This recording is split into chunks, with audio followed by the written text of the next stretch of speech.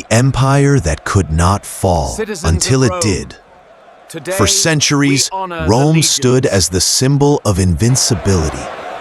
Its armies were feared, its emperors revered, and its legions stretched across the known world. But behind the marble walls and golden eagles were moments of devastating failure. Battles so tragic, they shook the very core of the empire. These weren't just military defeats, they were psychological earthquakes. Moments where gods were silent, generals were broken, All is lost. and history was rewritten with Roman blood. If you thought Rome was eternal, think again. These 7 tragic defeats didn't just wound the empire, they changed the course of human history. Rome's glory was built on triumph, but these moments nearly destroyed it. Rome didn't become an empire through mercy. It rose through conquest, discipline, and a belief that its destiny was carved in stone. From the burning deserts of the east to the frozen forests of the north, Roman legions marched with unshakable purpose. Victory was expected, defeat unthinkable. And yet, history tells another story, one drenched not in glory, but in blood and betrayal. In this journey, we're not exploring Rome's proudest victories. We're walking through its darkest hours. Battles where generals vanished, emperors begged for mercy, and entire legions were swallowed by the earth. Each defeat carried a consequence, a border lost, a belief shattered, a future rewritten. This is not just military history. This is a slow unraveling of an empire that believed it could never fall. And it begins, as it should, with the day the Gauls came knocking. The Battle of the Allia, 390 BCE, the day Rome lost its soul. Long before Rome ruled an empire, it faced a nightmare that would haunt its memory for centuries, the Battle of the Allia. It was 390 BCE. Rome was a rising republic, confident and expanding. But across the Alps came a force unlike any it had faced. The Senones, a tribe of war-hardened Gauls led by the towering and ruthless Brennus. The Romans met them at the banks of the river Allia, just 11 miles from the city. But what unfolded was not a battle. It was a massacre. Ill-prepared and overconfident, the Roman troops broke ranks. Their flanks collapsed. Many drowned trying to flee across the river. Others were cut down where they stood. The Gauls didn't stop at victory. They marched straight into Rome, looting, burning, and desecrating temples. The sacred flame of Vesta was nearly extinguished. Priests hid sacred relics. Senators sat in silence, waiting to die. For the first time, Rome felt fragile.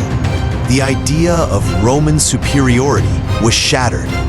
The humiliation was so deep that even centuries later, Roman historians wrote about it with a tremble in their voice. When Brennus was offered gold to leave, he tossed his sword on the scale and sneered, "Vae victis," woe to the vanquished. That phrase would become a scar on Rome's identity, a permanent reminder that even the mighty can bleed. The Battle of Cannae, 216 BCE, Rome's bloodiest day. If there was ever a day when Rome came face to face with annihilation, it was at Cannae. It wasn't just a defeat, it was a carefully orchestrated slaughter. And the man behind it was one of history's most brilliant military minds, Hannibal Barca of Carthage. After crossing the Alps with elephants and shattering Roman expectations, Hannibal had already humiliated Rome at Trebia and Lake Trasimene. But at Cannae, he would go further. He would deliver a blow so devastating that even Rome's enemies were stunned. The Romans, led by consuls Lucius Aemilius Paulus and Gaius Terentius Varro, amassed a massive force, nearly 80,000 soldiers, determined to crush Hannibal once and for all. But Hannibal, with a smaller army, lured them in. He curved his formation inward, drawing the Roman infantry into a trap. As Rome pushed forward, Carthaginian cavalry crushed their flanks. Then came the final blow. Hannibal's troops closed the circle behind the Romans. What followed was a human meat grinder.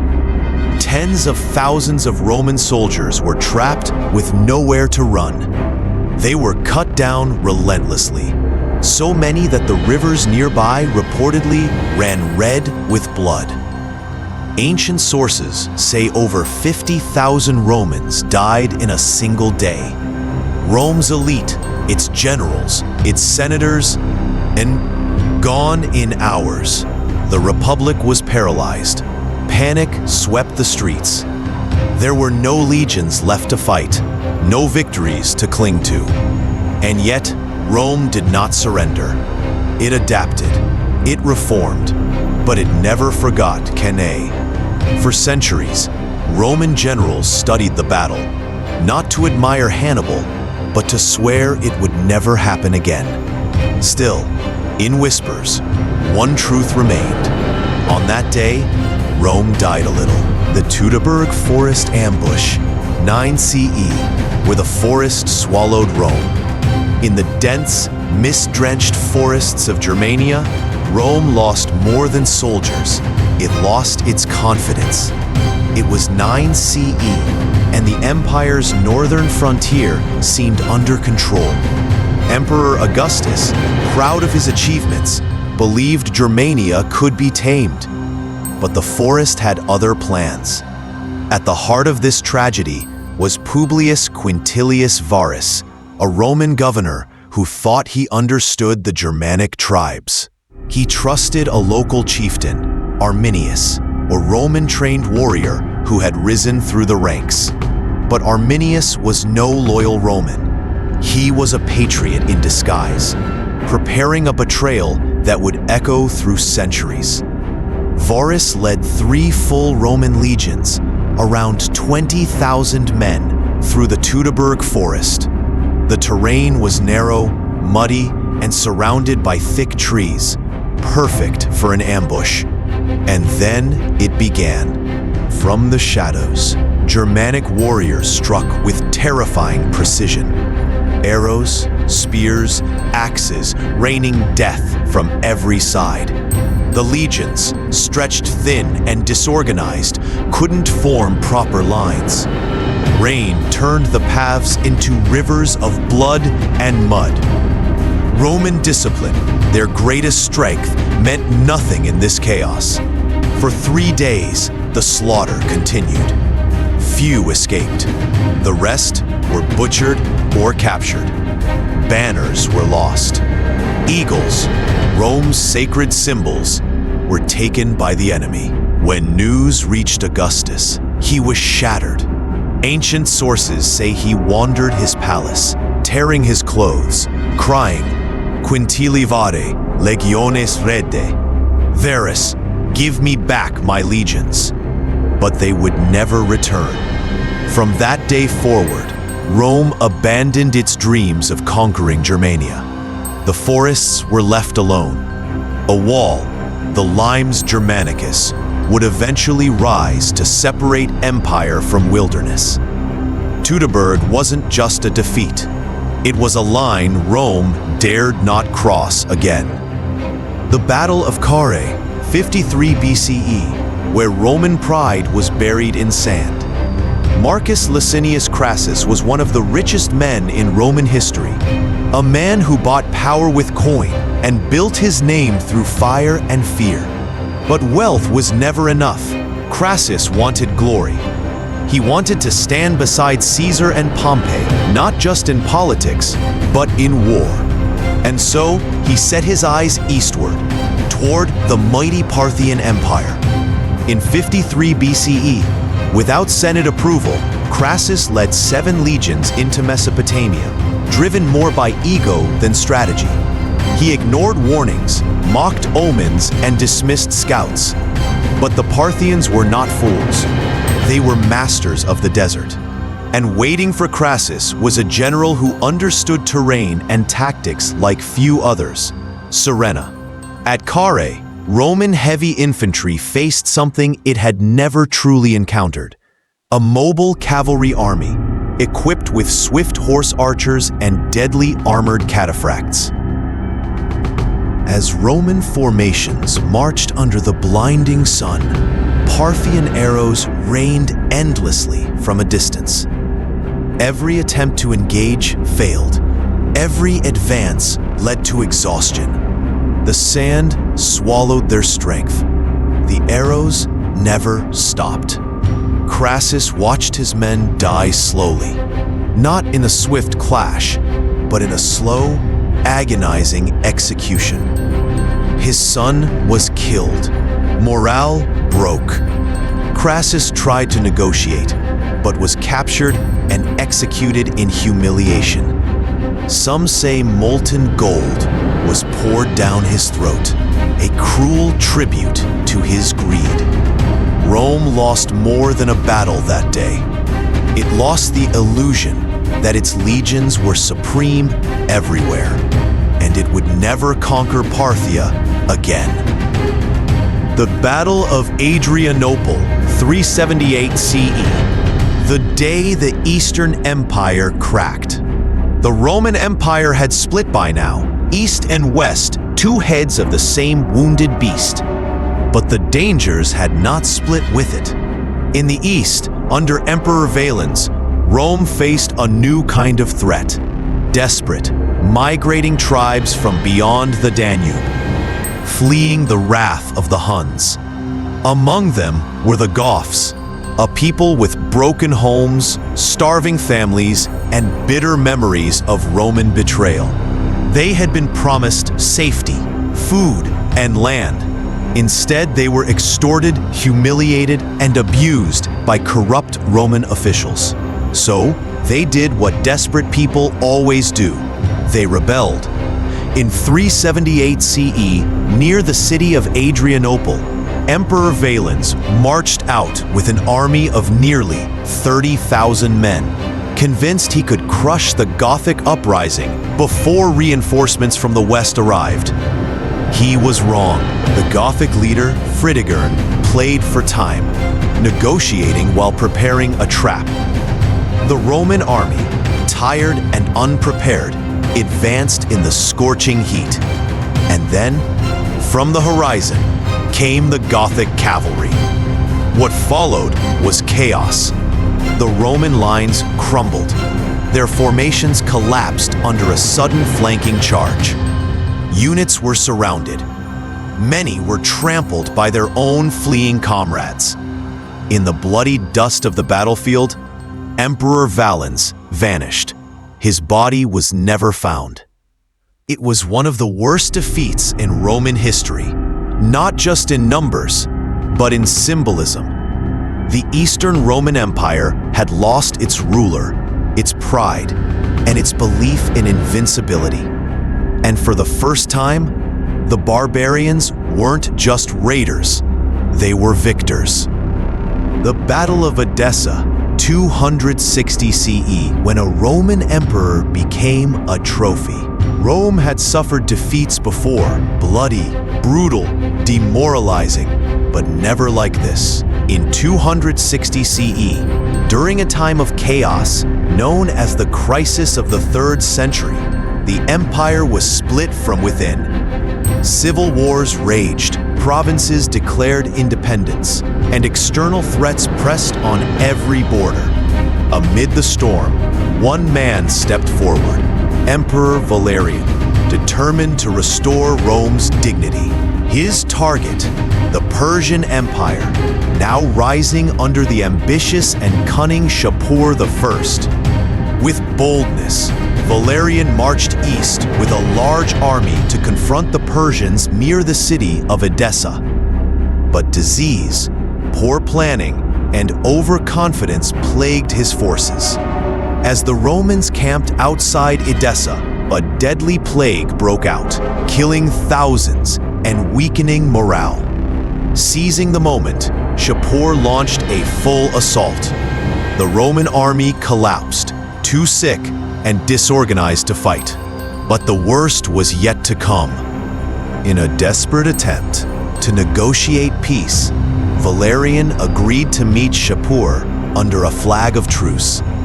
What happened next stunned the ancient world. Shapur betrayed the agreement and took Valerian prisoner, the first and only time in Roman history that an emperor was captured alive. And what followed was humiliation beyond imagination. Shapur paraded Valerian through his empire as a living trophy. Some accounts say he used him as a human footstool. Others claim he was eventually flayed and stuffed with straw, a grotesque symbol of Persia's triumph. For Rome, it was not just a defeat. It was a collapse of imperial myth. The emperor was no longer a god on earth. He was a prisoner, a warning, a reminder that the world no longer feared Rome the way it once did. The sack of Rome, 410 CE, when the Eternal City fell. For 800 years, Rome had stood untouched, even as wars raged across its empire, even as emperors rose and fell. The Eternal City remained sacred, a beacon of civilization, a symbol of order in a world of chaos. And then, in the year 410 CE, it happened. The unthinkable. Rome was sacked. The man responsible was Alaric, king of the Visigoths, a former ally turned enemy. Like many so-called barbarians, he had once fought for Rome, but betrayal, broken promises, and arrogance pushed him to the edge, denied his rightful command, denied payment, denied dignity. And so, Alaric marched on Rome, not out of rage, but to send a message. The city was weakened. The Western Empire was already cracking under the weight of its own decay. Food was scarce, morale was low, the Senate was divided, and the gates opened. On August 24th, 410 CE, Rome fell to invaders for the first time in nearly a millennium. Temples were looted, palaces ransacked. The cries of nobles echoed through the streets. Gold, silver, and relics were taken. Even sacred Christian sites were not spared. And though Alaric forbade unnecessary bloodshed, the psychological wound was irreversible. The world gasped. Saint Jerome, writing from Bethlehem, said it best. The city, which had taken the whole world, was itself taken. This was not just a military failure. It was the death of an idea. The idea that Rome was eternal, unbreakable, chosen by the gods. The sack of Rome showed the world that even the greatest empires can be brought to their knees, from within and from without. Rome was never destroyed in a single night. It did not fall like a toppled statue or a crumbling wall. It fractured, slowly, painfully, predictably. And in those fractures were the echoes of these 7 defeats. At Alia, Rome lost its innocence. At Carrhae, it lost its sons. At Teutoburg, it lost its pride. At Carrhae, it lost its illusion. At Adrianople, it lost its emperor. At Edessa, it lost its fearsome image. And at Rome itself, it lost the myth of immortality. These weren't just battles, they were omens, warnings ignored. Each one chipped away at the marble mask Rome wore for centuries, revealing the fragile humanity beneath.